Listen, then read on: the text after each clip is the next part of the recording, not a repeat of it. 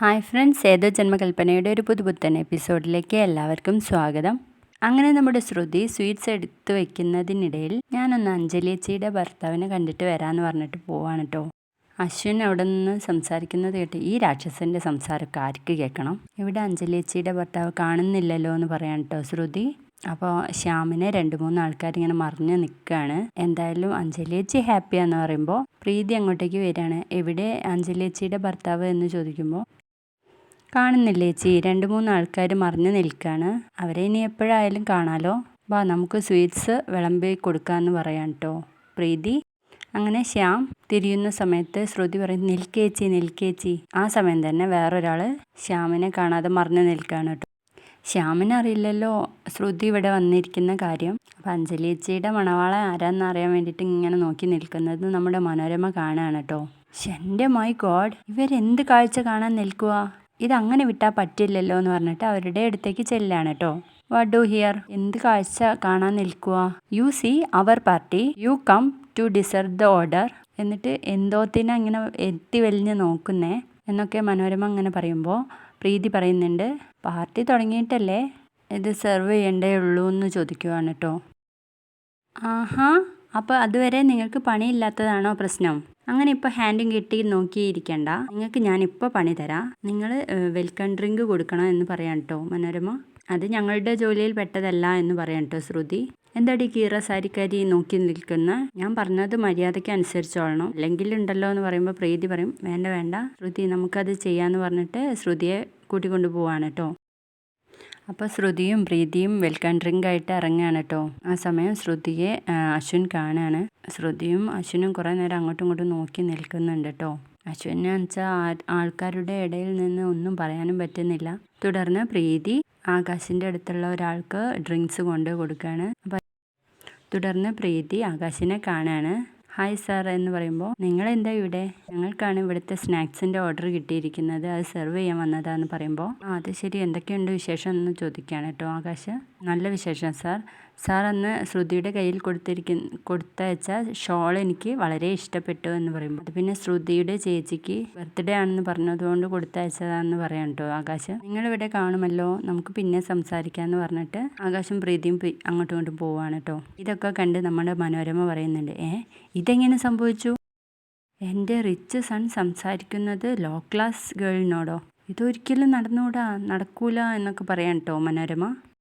അങ്ങനെ പ്രീതി ഡ്രിങ്ക്സുമായിട്ട് പോകുമ്പോൾ ഒരാൾ വന്നിട്ട് തട്ടിയിട്ട് ആ ഗ്ലാസ് ഉടയാണ് കേട്ടോ. അപ്പോൾ ആകെ എല്ലാവരും ഇങ്ങനെ നോക്കി നിൽക്കുകയാണ്. പ്രീതിക്ക് ആകെ ഒരു വല്ലായ്ക ആയിപ്പോ കേട്ടോ. നേരെ ചെന്നിട്ട് ശ്രുതിയോട് പറയും ശ്രുതി, ഒരു ടിഷ്യൂ പേപ്പർ കിട്ടുമോ? എന്താ ചേച്ചി എന്ന് ചോദിക്കുമ്പോൾ എൻ്റെ കയ്യിൽ നിന്ന് ഒരു ഗ്ലാസ് വീണ് പൊട്ടി. ടിഷ്യൂ പേപ്പർ ഇവിടെ എവിടെയെങ്കിലും കാണും ചേച്ചി, ഞാനിപ്പോൾ എടുത്തിട്ട് വരാമെന്ന് പറഞ്ഞിട്ട് പോകുമ്പോൾ അശ്വിൻ ശ്രുതിയുടെ കയ്യിൽ പിടിച്ചിട്ട് റൂമിലേക്ക് കൊണ്ടുപോവാണ് കേട്ടോ. സാർ എന്താ ഈ കാണിക്കുന്നത്? കയ്യിൽ നിന്ന് വിട് എന്ന് പറയണം കേട്ടോ. എനിക്ക് നിന്നോട് അല്പം സംസാരിക്കാനുണ്ട്. എന്താ സാർ, എന്താ എൻ്റെ കൈ ഇങ്ങനെ പിടിക്കല്ലേ എന്നൊക്കെ പറയുമ്പോൾ നീ ഒരിക്കലും എൻ്റെ കൺമുന്നിൽ വരില്ല എന്ന് പറഞ്ഞിട്ട് എന്താ ഇവിടെ എൻ്റെ വീട്ടിൽ എന്നൊക്കെ ചോദിക്കുകയാണ് കേട്ടോ നമ്മുടെ അശ്വിൻ. നിങ്ങളുടെ ഈ അഹങ്കാരം നിങ്ങളുടെ വീട്ടിൽ കാണിച്ചാൽ മതിയെന്ന് പറയുമ്പോൾ അതെ, ഞാൻ എൻ്റെ വീട്ടിൽ നിന്ന് തന്നെയാണ് സംസാരിക്കുന്നത്. ആദ്യം ഞാൻ പറഞ്ഞതിന് ഉത്തരം പറയും, എന്നിട്ട് നിനക്ക് എന്നെ പഠിപ്പിക്കാം.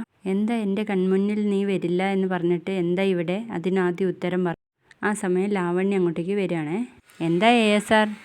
ഓ, കാർട്ടൂൺ ബേബി ഉണ്ടോ ഇവിടെ? എന്താ സാർ, ഇവൾ വല്ല മണ്ടത്തരവും ഒപ്പിച്ചോ? നീ വെൽക്കം ഡ്രിങ്ക് ഒക്കെ സെർവ് ചെയ്ത് കഴിഞ്ഞോ എന്ന് ചോദിക്കുമ്പോൾ ശ്രുതി അങ്ങ് പോവാണ് കേട്ടോ.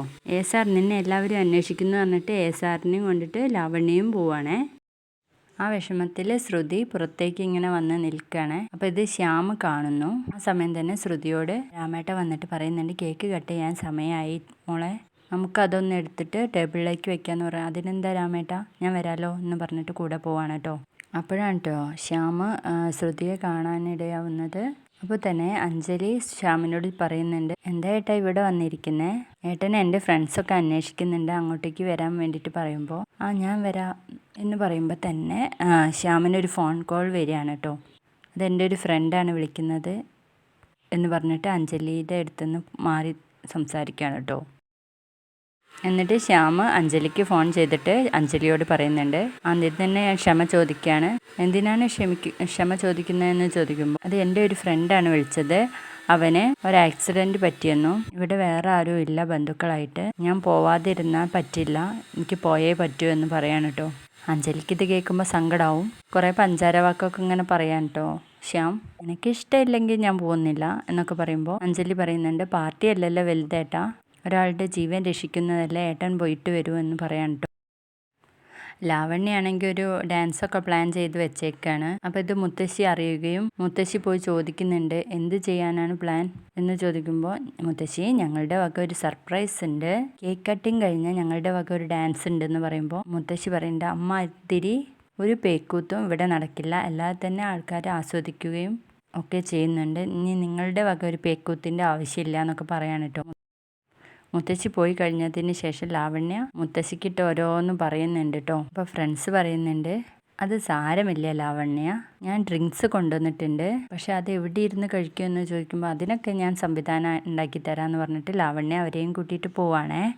അഞ്ജലി ആണെങ്കിൽ മുത്തശ്ശിയോടും കുഞ്ഞനോടും കൂടിയിട്ട് ആ കേക്ക് കട്ട് ചെയ്യാണ് കേട്ടോ. വീഡിയോ ഇഷ്ടപ്പെട്ടാൽ ലൈക്ക് ചെയ്യണം, സബ്സ്ക്രൈബ് ചെയ്യണേ.